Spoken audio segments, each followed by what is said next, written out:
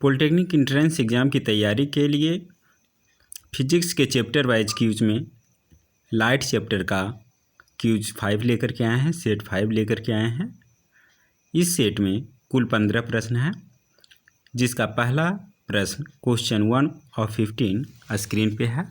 एक एक करके देखते हैं सभी प्रश्नों का विस्तृत हल। Question 1, A pencil partially immersed in water appears to be displaced at the interface of air and water. This is due to।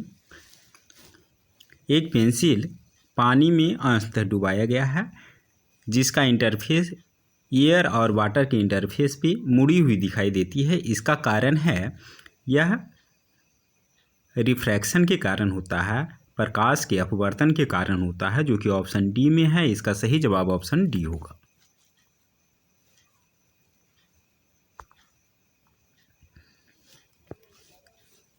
Image can be formed of any object by concave mirror is.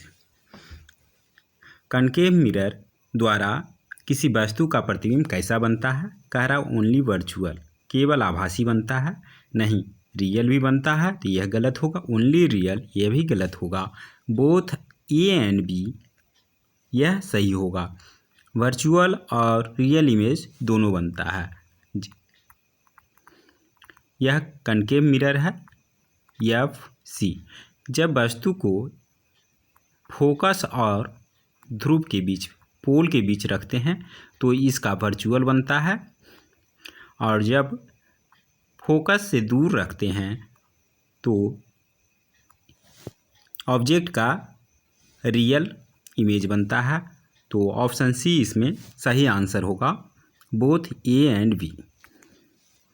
सी को click करते हैं। अगले प्रश्न के लिए next दबाते हैं।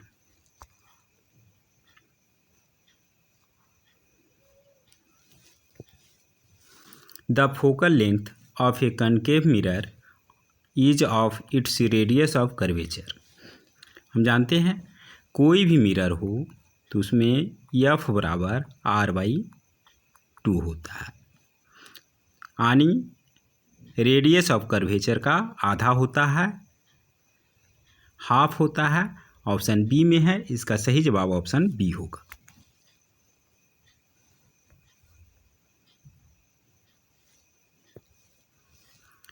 Which is used in solar cooker.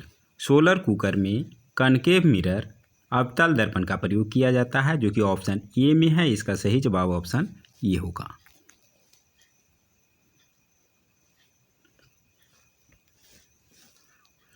Which among the following has a larger refractive index.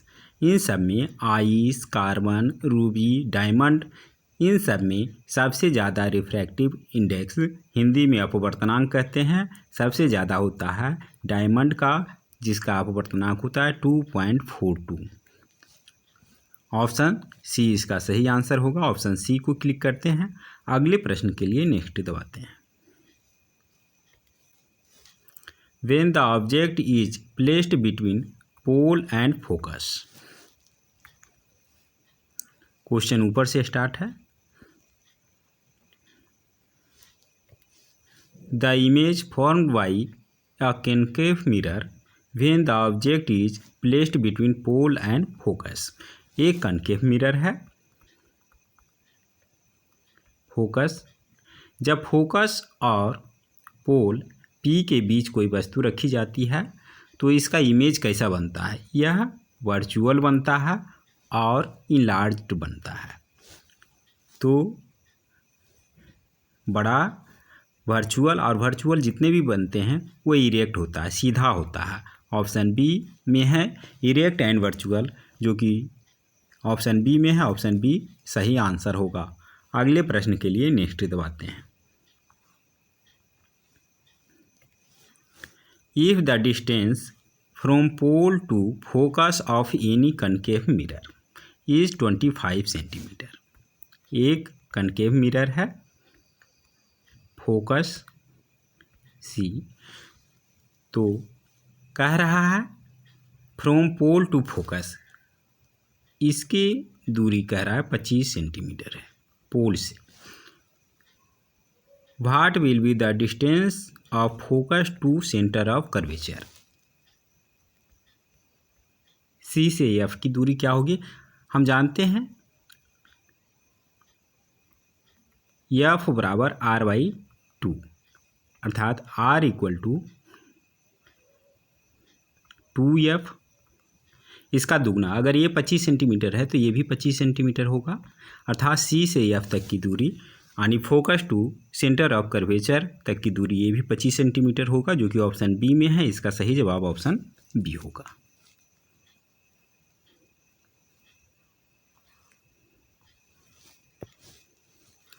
The mirror used as shaving mirror is. Shaving mirror के रूप में प्रयोग किया जाता है अवतल दर्पण का, जिसमें वस्तु को फोकस और पोल के अंदर रखा जाता है, तो इसका प्रतिबिंब दर्पण के पीछे वर्चुअल, इरेक्ट और इनलार्ज बनता है। हिंदी में इसे हजामती दर्पण भी कहा जाता है, इंग्लिश में सेविंग मिरर के नाम से भी यह जाना जाता है कनकेव मिरर को। तो ऑप्शन बी में है, इसका सही जवाब ऑप्शन बी होगा।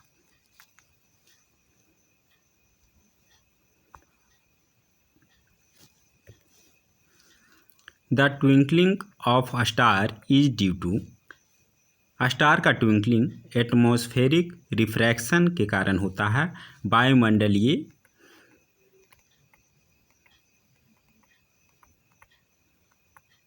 अपवर्तनांक जिसे हिंदी में कहते हैं।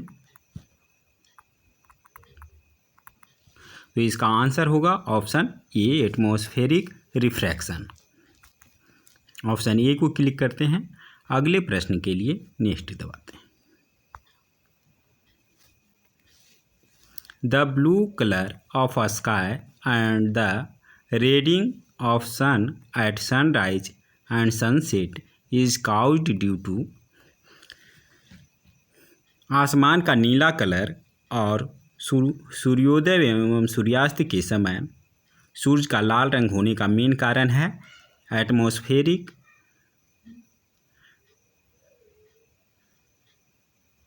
इसका होता है scattering of light.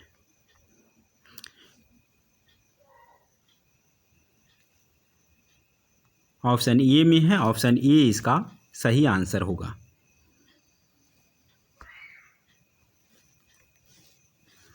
If refractive index of water with respect to air is 4/3, then refractive index of air with respect to water. यहाँ पर देखिए water with respect to air, और यहाँ पर हमसे पूछा जा रहा है एयर विथ रेस्पेक्ट टू उल्टा, अर्थात जस्ट उल्टा, वाटर के जगह पे एयर और एयर के जगह पे वाटर है। तो इसका रिफ्रैक्टिव इंडेक्स जो है इसको भी उल्टा कर देंगे, अंश का हर कर देंगे, हर का अंश कर देंगे। तो 4/3 का रेसिप्रोकल हो जाएगा 3/4, जो कि ऑप्शन बी में है। इसका सही जवाब ऑप्शन बी होगा।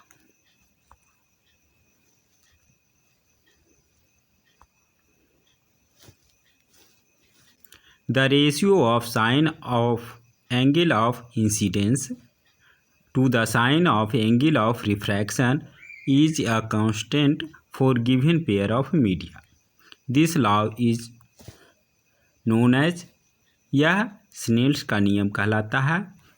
यह होता है, इसे रिफ्रैक्टिव इंडेक्स के नाम से जाना जाता है। अपवर्तनांक म्यू से इसे सूचित किया जाता है, और sine I by sine R के नाम से जाना जाता है। इस फार्मूले को स्नेल्स लॉ कहा जाता है। ऑप्शन बी इसका सही आंसर होगा।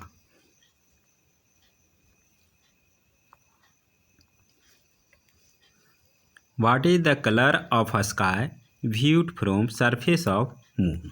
मून के सरफेस से स्काई किस कलर का होता है। तो मून पे कोई एटमॉस्फेयर नहीं है, इसीलिए स्काई का कलर ब्लैक होता है, जो कि ऑप्शन डी में है। इसका सही जवाब ऑप्शन डी होगा।